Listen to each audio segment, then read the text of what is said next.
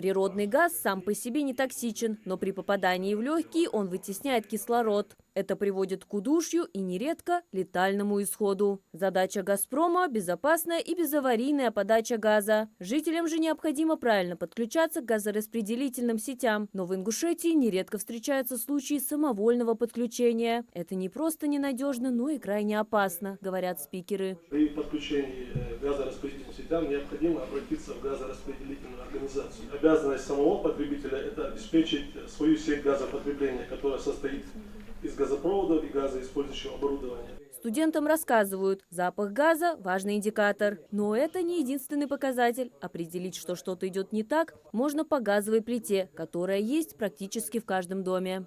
Газ при нормальном соотношении газа и воздуха должен гореть синим пламенем. Если человек видит, что горение происходит оранжевым пламенем, красным, если происходит отрыв пламени от горелки, он должен сразу этот прибор отключить, открыть, проветрить помещение и обратиться в газовую службу для того, чтобы специалисты приехали и выяснили причину. Особую опасность представляет угарный газ. Образуется он при горении любых видов топлива. Его опасность в том, что обнаружить его без специальных приборов невозможно. К симптомам отравления угарным газом относятся слабость, потеря сознания, головная боль, тошнота, головокружение, судороги. Ежегодно происходят несчастные случаи, связанные с угарным газом. Студентам рассказывают, как именно себя обезопасить. Был ли у вас специалист, который заключил с вами договор ТГО, то есть приехали ли специалисты ВДГО, которые проверили ваших газоиспользующих оборудование. Это следующий этап. После того, как приедут наши специалисты, они все подробно расскажут, посмотрят ваше газоиспользующее оборудование, и таким образом мы спасем чью-то жизнь для Ленделя.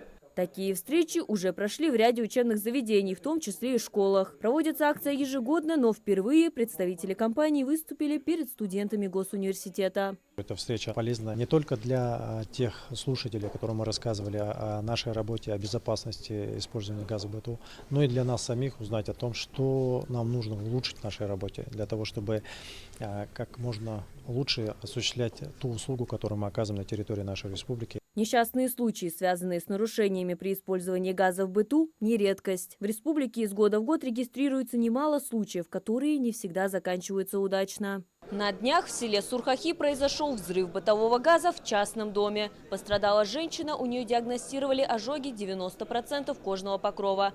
Нередки и случаи отравления угарным газом. В октябре двое жителей села Нестеровское пострадали в результате неисправности системы вытяжки отопительного оборудования. Кадры с таких происшествий справедливо пугают. И самое страшное здесь не разрушенные дома, а последствия для людей. Серьезные ожоги, раны, а порой и летальные исходы. Избежать подобных инцидентов можно, если не пытаться разобраться самостоятельно, а обращаться к специалистам. То, с чем мы сталкиваемся, газоиспользующее оборудование, его также неправильно подключают. Вот недавно было обращение с Сунжи, вода попала в газопровод. Кто-то из соседей решил подключить самостоятельно газовый котел. Не тот шланг подключил, вода попала, соответственно, в сеть газопотребления, ну и пошла уже по сети газораспределения. Опыт показывает, люди порой недооценивают опасность газа, которым пользуются ежедневно. Каждый потребитель должен осознанно подходить к эксплуатации газового оборудования. И это невыдуманная угроза. Неутешительная статистика, пострадавшие в больницах и разрушенные дома доказывают это в полной мере. Марьям Акиева, Хасан Евлоев, Магаз 24.